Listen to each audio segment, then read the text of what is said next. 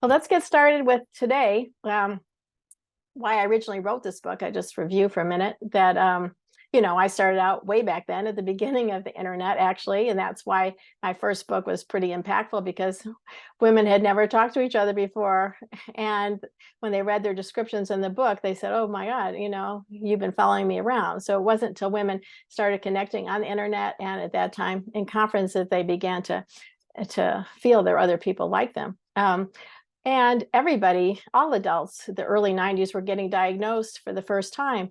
And everybody was sort of starting out at the same time, medication, uh, gold gold-plated planners. At those days, they had these like Franklin planners, all these strategies. And everybody was sort of, thinking, okay, then that's the end of it. I get diagnosed, get on medication, and then blah, blah, blah, everything's okay. Well, when I started seeing people at that time, about 12 years later, I realized, wow, people are not all coming in at the same time. People have been around, at different times in their life and different parts of their journey. Some people are just getting diagnosed. Other people have been diagnosed for years, but were feeling really stuck in what was going on. So I started, for myself and for other therapists, writing about men, women, and for mental health professionals about these different distinct journeys that I was identifying. And I understood then that there was an internal journey that people had to take that they weren't taking. They were stopping at that earlier time of just their symptoms. And that's what made the difference, of people that went on to figure out, who am I now, to look at the identity piece of this, and then how can I have a meaningful life even though these symptoms continue, not waiting for them to disappear before they let themselves have a fulfilling life. So I created a framework. These journeys are a framework. And at the end of each chapter, there were explorations. We'll have a little sample of them today, where people could understand what they're working on at that point. Had they lost their ability to hope and to dream? There was a lot of pain that they needed to go through on their way to acceptance. And I see now that a lot of these threads I've discovered, I've brought back in with Dr. Frank in A Radical Guide, but these kernels of these ideas have been there from the beginning. So I want to start today with a little bit. I'll see in a minute, because we're going to show some slides, and we can start that now. Let's bring up the first slide. Yeah. So this is the cover of the new book. And if anybody doesn't have the new book, very ADD friendly, just look for my name in red now. So I'm distinguishing between the two editions. This is the latest one.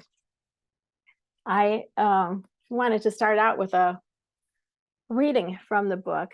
This is on page 41, because I think this sort of describes one of the reasons I wrote the book, because people were feeling very discouraged. And maybe some of you are at this stage right now, discouraged when they finally get diagnosed and they finally know what was going on. And they think, okay, now here we go. And they're mistaking that first part of the journey for the whole process, which is really lifelong. So I want to read a little bit what I wrote here, which is, it's important to know that if you still feel discouraged, overwhelmed, resigned, or frustrated, despite successful treatment, even for your primary symptoms, you haven't failed. That's just an indication that your search or your treatment needs to shift at some point from an exclusive focus on the primary symptoms of ADHD to address the issues of pain, yearning, and longing for meaning and authenticity. You may be looking for the wrong signs or markers and putting your new energies, all that new energy you might find, into the wrong places. Even though you've been given tools, you may feel lost and stranded, floundering in this brave new world that treatment has handed you. It takes a long time to understand who you are, now that you've landed in this strange new world. Let's go on to the next slide. You'll see this overview that I sent you on the handout. And this is sort of, what's in the book, that you start out in this crisis of confusion. You have no idea what's going on. And then when you get diagnosed, you start out with what I call this first journey, which is the crisis of understanding. And I call them crises because you can go one way toward navigating this, or you can stay stuck at sort of these pivotal points. So this is the crisis of understanding, like, oh, this is what's going on. I mean, it's a big shock to your system. And at that point, the focus of your journey is on your brain and treating those symptoms, whether it's medication, coaching, or organizing in different ways. And then, as you see, there's a bridge. And for people who go further, you enter into a different journey, which I call then moving from focus on your brain to focusing on yourself. Who am I apart from that brain or with that brain? Or how do I pull those pieces together? And this causes like a crisis of identity, which is really such an important piece that if you don't navigate that, you just stay stuck in just trying to manage symptoms. Eventually, you hit this other journey, which is, believe it or not, a crisis of success. For the first time, you're able to use all these tools and know how to protect yourself and know who you are, but how the heck do you do that in the world with other people? You know, it's one thing to take care of yourself, but how do you do that and still negotiate the world and contribute to the world? So in the book, I introduce 4, I call them composite characters, but as I look back, they really are all based pretty much on people that I actually knew, clients or people that I knew in my life. And I trace their journeys, and I trace why at many points they thought, okay, I'm done now. I've done this. And then there's more. They dig deeper and they keep moving on as they shift their view of themselves. They shift their view of their journey. Some people need to shift careers. Some people just need to open up to the world again. So let's go on to the next slide. You'll see this treadmill, which I think is important that I put down there before diagnosis, but actually I realized this treadmill is the beginning of how you actually feel when you're in journey 1. Surprisingly to many people, this is how it still feels, and it's confusing because how can I still feel like this now that I'm on medication or now that I know what my diagnosis is? But in this first part of the whole journey, journey 1, you're still focused on getting over it, getting fixed. You have a distorted view of how you should be able to manage now that you have this piece. And often there's a lot more you have to integrate at this point. And in this next slide, you'll see one of the first characters I talk about in the book, which her name is Beth. And Beth is portraying something that so many people with ADHD, where they're compensating, they're working harder and harder, longer and longer hours. I can't tell you how many clients I've had that are just like well acquainted with the night watchmen and the people who clean the schools at night, or people are just staying later and later to get their work done to compensate.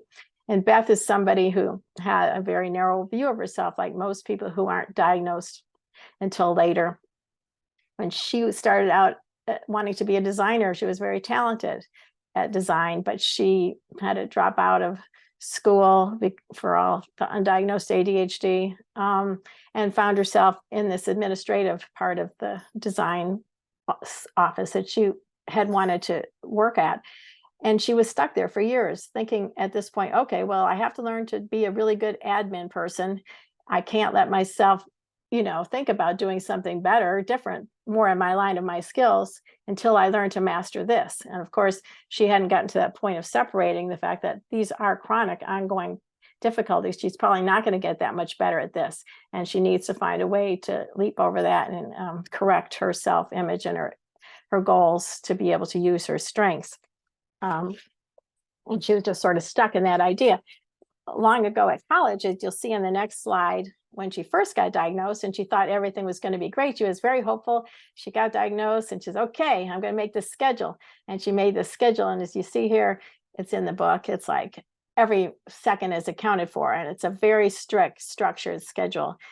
But just like, a strict diet, it's going to last a couple of days and then you're going to fall off of it and you're going to hate yourself, and you're going to, it's just going to cause more of a downhill cycle. This didn't last very long. And, you see even the resolution, she was pushing herself, I will not do anything else until all my chores are done. Only then can I go out with friends. So obviously you can see that it was a setup for depletion. In journey 1, all the controls are external, the external ways to structure yourself, the external focus on fitting in, external focus on being acceptable instead of accepting yourself.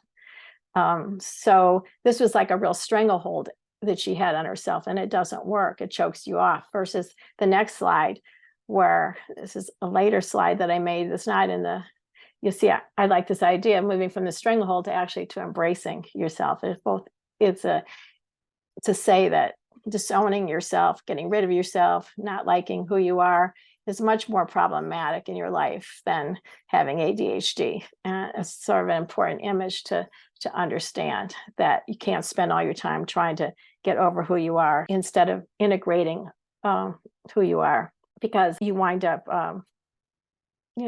hating yourself and being depressed and depleted. Now, Jennifer, the next slide, is in a whole different cycle of life. Beth, she, like I say, it's not always about career. Jennifer always wanted to have children, and she wanted to get married, and but she found herself with ADHD in a stage of life that was really pulling on her executive function in a way that was completely overwhelming her. And she had a really distorted self-image, and she gave up all the things that really made her feel alive. Like she used to sing in a choir, she used to do yoga, she used to have this part of her that was her. And when I met her, she would spend believe it or not, all night long in these big box stores that were open all night long. Finally, after the kids went to sleep and her husband was staying with them, she would allow herself time to go and be by herself and to walk around these stores just to let her mind go and be free and to have some time for herself. Of course, the next day she was exhausted and that didn't work, but she wouldn't allow herself to take any time from her difficult organizational problems during her course of her day to actually, start to increase her energies. And so in the next slide, you'll see, obviously, she moved from the disorganization to depression, where she was completely immobilized.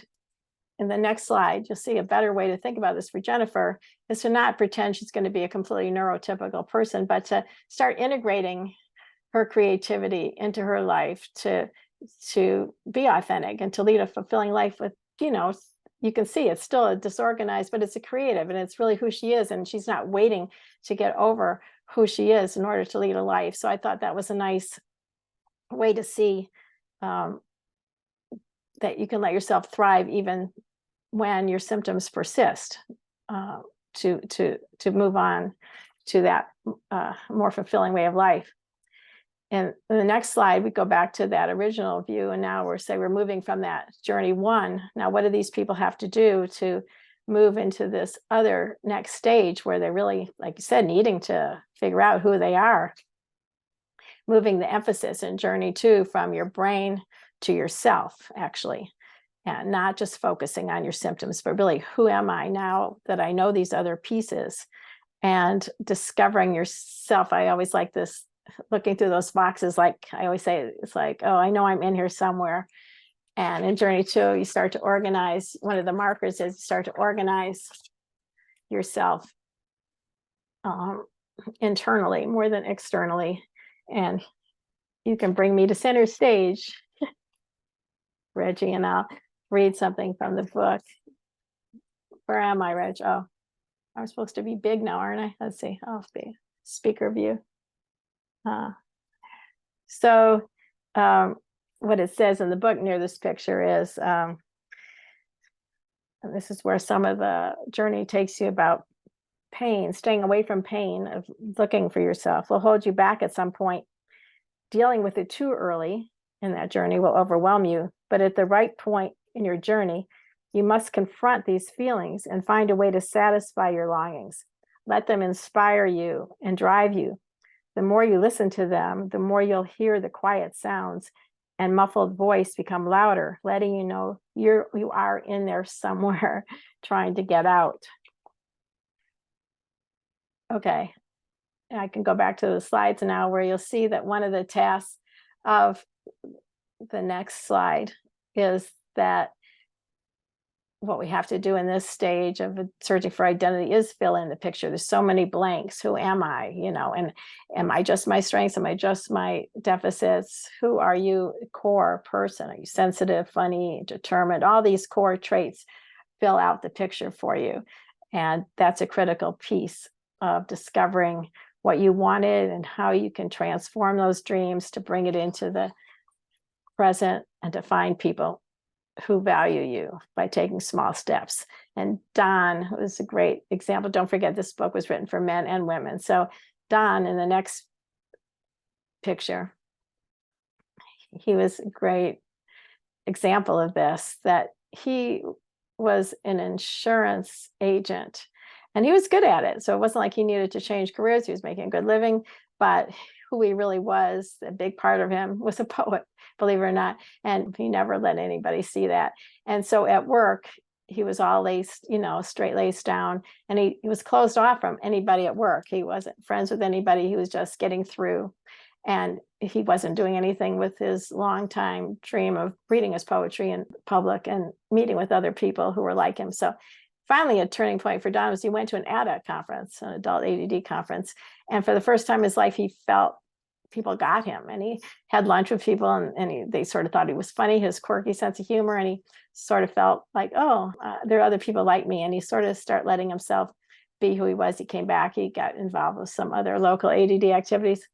But because he started to have this upward spiral, he went to a bookstore and, saw people listened to a poetry reading. Then eventually he took the risk and he did a reading of his poems himself. And he got very involved with the association of the whole poetry club in the county. And he went back to work and he opened up because he was more himself. And so he still was in the same job, but he started showing who he was more, and he actually had more friends now and was more loose in both ways. And sort of emblematic that, one day he showed up at my office wearing red socks with his suit, and it sort of showed how he was integrating both those sides of himself. So he was a good example of, I sent this reading out to you. That's on the next slide. It's in the book. Because for him and for a lot of these people we've talked about so far, and for a lot of people with ADHD who feel such grief and loss because they don't know how to, they feel like what they gave up, and they don't know, they feel this pain of underachievement. And so they've stopped themselves from hoping and stopped themselves from even letting themselves dream because they're afraid of it. They think that's going to just lead to disappointment. So this passage says there is something worse than the pain of ADHD. It's the pain of the death of dreams, of meaning, of self. To give up the part of you that expresses what you most care about or need to express is to die inside. Many people learn to keep their eyes closed down permanently so as to not burn up by flying too close to the sun. This may make you feel safe, but on the other hand, you'll never see the sun again, and you'll live a life without life. And in many of my explorations in the books, we talk about identifying if you have some of those kind of mindsets that you might not even know. You can bring me back to the center stage now, as we call it, Reggie. And, this reminded me, I always told my clients that a long time ago, before ADHD was even a thing for adults, I used to go to these conferences for adults with learning disabilities. And that was way before I ever spoke at all to anybody. And before I was on medication, I think even. And I would just covet all the speakers I saw at these conferences and these big speaker badges. And I would come back and I'd tell my therapist how depressing it was. And I remember it was she that first said, don't let it depress you, let it guide you, And I've seen it since then as these pangs, that I call them in the book, are clues like breadcrumbs to let you, this really means something to me. This is where I want to go. And sometimes you have to transform your dreams originally when you get diagnosed much later in life, or you're not going to go back and be a rock star now. Or for me, it was like, I had always coveted these people I saw on TV, the newscasters, or we call them pundits these days. But I realized at some point I wanted, what that meant was the core of that dream was to be expressing myself, to be talking to people about my ideas. And so eventually, you can see how those kernels can turn on into a different kind of represent the same need for you, but it's not always the same picture. And so I think it's important to, a lot of that journey too is about trying to transform that. And what stops us from doing that, in the next slide, Reggie, you see that the next slide is, I did this slide because this really represented what a lot of people with ADHD do when they're not diagnosed early, and that needs to be resolved in this long stage, is when they see themselves so distorted. I accompanied somebody to a plastic surgery consult at that time, and they had a little mark on their face, and they told the doctor they had this huge blemish on all over their face, and the doctor said, well, you just have a little mark. And I realized that was sort of emblematic of what adults with ADHD who have had these negative experiences and who form these negative narratives about themselves, who don't see all of them. That's what they're doing. They're distorting and seeing themselves this way. Now, Lance, on the next slide, he was different. And there's a lot of people with ADD who are more hyperactive, more very talented, very driven, feel like they can get through anything with their willpower and their talent. And they can at first, but it turns out in the end, they're not any more satisfied or fulfilled as time goes on, these people who only see their deficits. Because for Lance, he was in a big corporation, very talented in the right field, but in the wrong setting, and had no idea that he wouldn't recognize at all that he had some administrative deficits, some executive functioning deficits. And so he didn't take care of any of that. He just kept going, thinking his talent would get him through until he was, practically bankrupt and his wife was leaving him and he was fired. And so for him, he had to fill out the other side. So it's not just saying your gifts, it's saying your strengths and your difficulties, saying all of you, so you can get the help you need to move toward your strengths. For him to be able to set boundaries and to ask for administrative help. Okay, you can bring me to center stage again.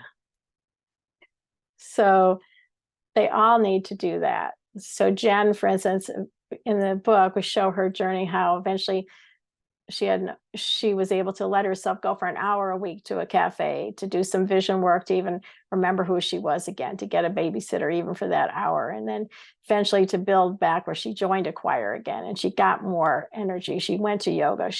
In the book, we talk about letting yourself be entitled to these things, even though you still have difficulties. Beth eventually let herself show her designs to a coworker who showed him to the boss, and let herself take on a part-time job at the agency with her designs, and was recognized. And she got organized in about a weekend at home, because she, in her new computer with her new program to do her designs, but it was for a purpose. Lance got someone to help him with those complementary skills, a partner. He changed his work setting where he was able to use his talents. But they all needed to see both their sides and their true self. Journey 3, if you remember, was that roller coaster. And the journey turns then from yourself. Now you know yourself, you know what you need, but how do you do that yourself in the world, yourself with other people? And you sometimes find all new challenges again. Like Beth early on thought that she had the answers in college, but she didn't. It took her many more years. Well, same, for instance, Don, who thought he was doing great, right? We saw him last, he was very involved with poetry, and he was opening up at work. But what happened in this journey 3, the crisis of success, that roller coaster, he had no idea how to make good choices. He had no idea how to have any criteria for what he said yes to. For the first time in his life, he felt validated. People saw him, people liked him.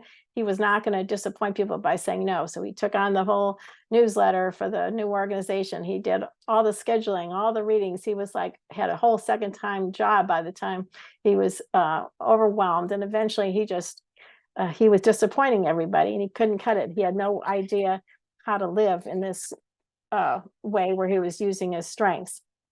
He didn't want to validate. He didn't want to disappoint anybody. And he had no idea how to make a schedule for himself. It was like he was starving, and he had no way. There was all this feast now, and he didn't want to give up any of it. And so he was suddenly overwhelmed and missing deadlines. So in journey 3, when you find yourself in this kind of roller coaster, you sort of feel, oh, I'm back at square one, even though you're not. You have to learn on the next slide that the key eventually, when you're starting to have things go well for you, and when you're starting to plant, you got to go back to the slide, Reg, is that sometimes you're on a very thin tightrope. And for people with ADHD, it's very easy to fall off of that narrow path. So it's so important to know the variables that you're trying to control, because if you have too much structure, not enough structure, you'll fall off. Too much stress, not enough stress, not enough support. It's very hard to maintain your balance. And And so the next, which is a lot of this is in the book, but I'm not going to go over it all now, but people have found this very valuable about thinking in a more nuanced way, how to adjust their life, and to how to operate their brain, and to how to live in a peaceful coexistence with your brain. And when things go wrong, when you get overwhelmed, how to look back at, okay, what's going on here? Not pushing yourself like Lance, or not debilitating yourself like Jen, or not selling yourself short like Beth. There's all these ways you have to look at, well, do I have too much structure, not enough structure? Do I have enough support? Are things going too fast? Do I have enough space between activities? Which ones of these are important to me? Everybody's different. Sometimes you cut down on the stress and then you cut out all stimulation, good stimulation. So there's such a delicate balance here, which is what that tightrope recommends. So basically, go to the next slide. You see that in order to navigate that, you have to learn to communicate often, which is a lot in the book about that you have to learn to protect yourself and still connect to other people. This is why journey 3 is hard. You have to protect yourself and know what pieces you need, but you don't want to do it by just saying no to everybody. Some people do that. Some people say yes to everybody and no to themselves. And you have to know where you fall on that continuum. So basically at this stage, you have to have a criteria for why you want to accept something. You have to mix those variables, and you have to be able to communicate. There's a example in the book at this stage about, well, you can put me in the center stage again for a second. On page 181, it says like, example, someone comes, it happens all the time. You have a big project at work and someone calls that wants to stay with you that weekend. And, it's easy if you don't like the person and you think they just want to stay there instead of a hotel room, you can say no. Or there's sometimes someone you're never going to see again that you love and you want to, it's so important, that you ask for an extension of work. But usually it's more in the middle where you have to be nuanced and say, oh, I'd love to see you. I have this big project. And you have to figure out like what's really realistic for you. I can see you. Hey, I'll give you a whole map of the town. I'll work from 12 to 5. You go do that. Or, or you stay at the hotel, I'll split it with you, or we'll bring in some food, or my mom will watch the kids. Really being able to really protect what you need to do still, but still not just have to say yes or no, to be more nuanced. And it's been very helpful to people, mixing those variables. So the next slide is just for therapists, actually, for people who, this is not from the book, this is from later on, but it's important when we're working with neurodiverse people, or we're neurodiverse, to understand, again, that we have to be person-centered, not just symptom-focused, that we have to move away, help our clients move away, or you move away from this fix-it mentality. They have to learn to walk alongside of these challenges, not to get over it, like I showed about Jennifer working at home. Because the goal when these are chronic difficulties and they're part of your brain is to heal, to restore yourself to wholeness, not just to cure and get over who you are. In the book, there's a nice section at the end with 30 questions for a therapist to use, or you can do that too, for assessing where somebody is in your journey. There's markers, to see where are you needing to work. Where are you? Are you able to internally organize more? Are you able to set boundaries? Do you have a return of vitality? Are you able to see the whole picture now? Are you able to move toward meaning and fulfillment? And these are ways to assess where you need to work. And I'll close with this last slide. That's not in the book either, but it's a way I think is so important when you work for neurodiverse individuals, or you're neurodiverse. This is the way I tend to think of it, by Carl Rogers. People are just as wonderful as sunsets if you let them be. When I look at a sunset, I don't find myself saying, soften the orange a bit on the right-hand corner. I don't try to control a sunset. I watch with awe as it unfolds. And people with ADHD, neurodiverse people, will unfold with support and kindness and understanding the entire journey of their life. So thank you. I'm back. I can't hear you. Yay, that was wonderful. I captured some of what you were saying on this board behind me. And Sari, I love that that all of this that you wrote so many years ago is so true, so Isn't that valid, amazing? so I know. yeah, it really is. It is And amazing. And I know that some of you who are familiar with the later book, Radical Guy, will probably see some of what I saw, that there's all these threads, these kernels that started way back then. Because what's true is true.